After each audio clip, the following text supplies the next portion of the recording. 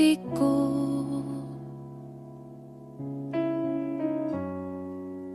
Berterima kasih Yesus, Kau mengasihiku.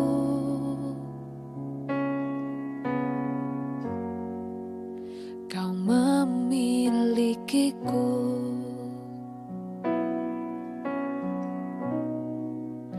Hanya ini Tuhan persembahanku, segenap hidupku, jiwa dan ragaku. Sebab tak ku miliki harta kekayaan yang cukup berarti untuk ku persembahkan. Hanya ini Tuhan permohonanku, terimalah Tuhan persembahanku. Pakailah hidupku sebagai alatmu seumur hidupku. Shalom dan selamat pagi Bapak Ibu Saudara sekalian yang menyaksikan program Sapaan Teduh IBKP Klasis Jakarta Kalimantan pada hari ini tanggal 17 April 2026. Bapak Ibu Saudara sekalian, sebelum kita mendengarkan firman Tuhan, mari kita menyatukan hati kita bersatu di dalam doa. Kita berdoa. Bapa yang bertahta di dalam kerajaan surga, kami mengucap syukur atas nafas kehidupan dan kesempatan untuk disapa firman-Mu. Tuhan, saat ini kami datang dengan segala kerendahan hati. Kuduskan bejana hati kami, agar siap diisi oleh kebenaran firman-Mu. Kiranya Roh Kudus menuntun kami, memberikan hikmat dan pengertian, agar firman-Mu tidak sekedar menjadi pengetahuan, melainkan kekuatan yang mengubah hidup kami. Berbicaralah Tuhan, karena kami anak-anak-Mu siap mendengarkan. Amin. Bapak Ibu Saudara sekalian, firman Tuhan yang menjadi renungan kita pada pagi hari ini diambil dari kitab Kolose 3 ayat 10. Kami akan membacakannya untuk kita semua menurut Alkitab Terjemahan Baru versi yang kedua. Demikian firman Tuhan. Dan telah mengenakan manusia baru yang terus-menerus diperbarui untuk memperoleh pengetahuan yang benar menurut gambar penciptanya. Sampai di sini pembacaan firman Tuhan yang menjadi dasar renungan kita pada Sapaan Teduh hari ini. Bapak Ibu Saudara sekalian, melalui firman Tuhan yang telah kita dengarkan, tema renungan kita hari ini, diri yang baru di dalam Kristus. Bapak Ibu Saudara sekalian, ketika kita memiliki pakaian yang sudah sobek ataupun robek, kita akan terlebih dahulu berusaha untuk menambal ataupun menjahitnya. Namun di dalam kehidupan beriman, seperti yang telah Rasul Paulus tulis tadi di dalam firman Tuhan yang kita dengarkan, kita tidak hanya menambal pakaian iman kita, tapi kita disuruh, dididik untuk mengganti pakaian lama iman kita dengan pakaian yang baru. Dia menggunakan kalimat mengenakan pakaian yang baru di dalam Kristus. Jadi tidak hanya ditambal atau dijahit, tapi kita mengganti pakaian kita dengan yang baru di dalam Kristus.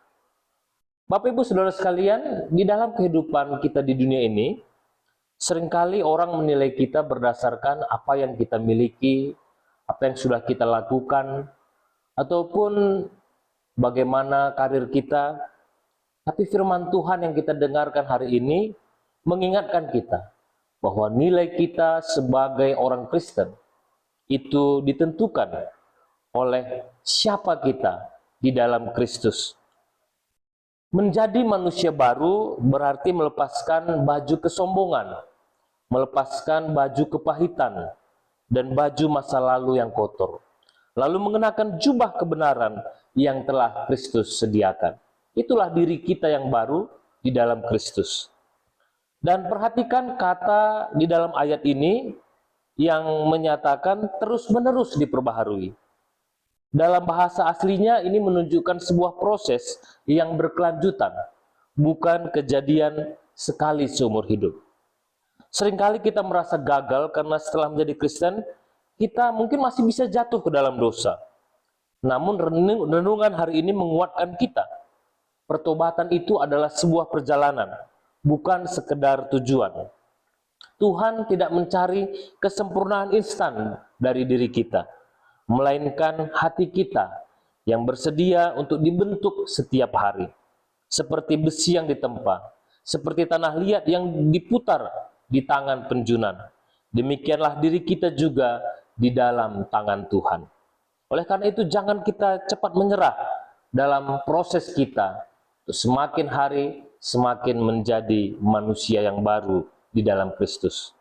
Apa tujuan akhir dari pembaharuan ini? Menurut firman Tuhan yang kita baca hari ini, yaitu menjadi serupa dengan gambar pencipta kita. Atau dalam bahasa Latinnya adalah imago Dei, semakin segambar dan serupa dengan pencipta kita. Dosa selama ini telah merusak gambar Allah dalam diri manusia. Namun di dalam Kristus, gambar itu sudah dipulihkan.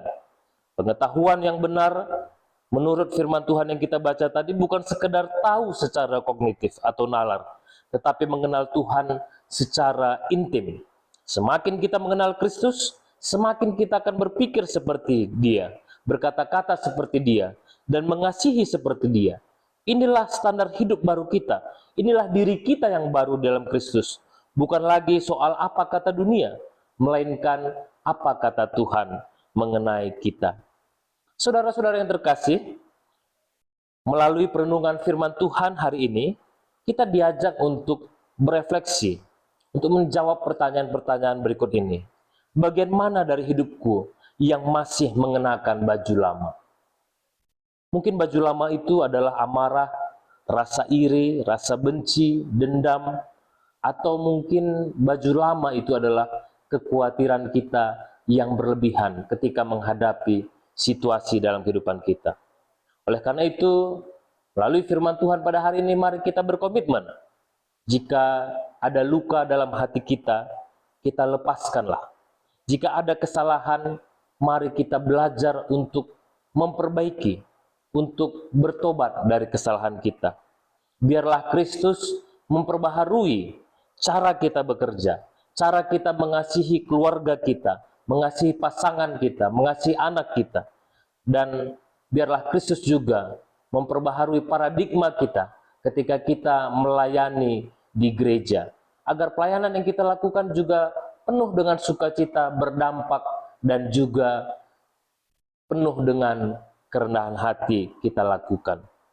Ingatlah, Bapak Ibu Saudara sekalian, bahwa kita tidak berjalan sendirian. Kuasa Roh Kudus adalah energi yang terus memperbaharui kita setiap hari. Kita adalah ciptaan baru, yang lama sudah berlalu, yang baru sudah datang. Mari kita menutup renungan ini di dalam doa. Kita berdoa. Tuhan Yesus, terima kasih atas pengingat-Mu hari ini. Biarlah hidup kami benar-benar mencerminkan manusia yang baru, yang terus diperbaharui oleh kasih-Mu. Pada saat ini kami juga berdoa secara khusus untuk seluruh jemaat di GBKP Klasis Jakarta Kalimantan. Dan pada saat ini kami secara khusus berdoa untuk jemaat kami di GBKP Runggun Samarinda. Kiranya Tuhan memberkati pertumbuhan iman jemaat yang ada di sini.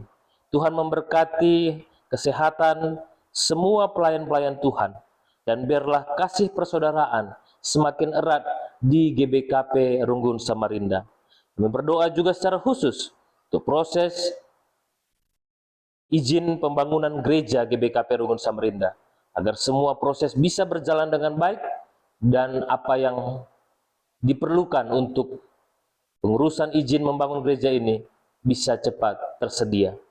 Ya Tuhan, kami juga berdoa bagi Perpulungan Sangatta. Biarlah Tuhan yang memberkati setiap pekerjaan dan seluruh jemaat yang ada di GBKP Perpulungan Sangatta, agar mereka juga tetap menjadi terang dan garam dan senantiasa merindukan persekutuan denganmu. Demikian juga kami berdoa untuk saudara-saudara kami GBKP Permingguan Bontang. Kiranya kasih-Mu tetap menaungi setiap keluarga, memberikan hikmat dalam keluarga mendidik anak-anak mereka, dan biarlah perjumpaan setiap persekutuan, setiap PJJ kebaktian minggu menjadi momentum pembaharuan hidup yang luar biasa. Ya Tuhan, inilah doa dan harapan kami. Terima kasih Tuhan, ke dalam tangan-Mu kami serahkan seluruh hidup kami sepanjang hari ini. Di dalam nama Tuhan Yesus Kristus, Sang Pembaharu hidup kami berdoa dan mengucap syukur. Dan marilah kita mengucapkan doa Bapa kami, kita ucapkan bersama-sama. Bapa kami yang di surga, dikuduskanlah nama-Mu, datanglah kerajaan-Mu, jadilah kehendak-Mu di bumi seperti di surga. Berikanlah kami pada hari ini makanan kami yang secukupnya, dan ampunilah kami akan kesalahan kami, seperti kami juga mengampuni orang bersalah kepada kami. Dan janganlah bawa kami ke dalam pencobaan, tetapi lepaskanlah kami daripada yang jahat. Karena Engkaulah yang punya kerajaan, dan kuasa, dan kemuliaan sampai selama-lamanya. Amin. Terima kasih telah mengikuti Sapaan Teduh pada hari ini. Jangan lupa untuk terus hidup sebagai manusia baru dalam Kristus. Tuhan Yesus memberkati kita semua. Shalom dan selamat beraktivitas.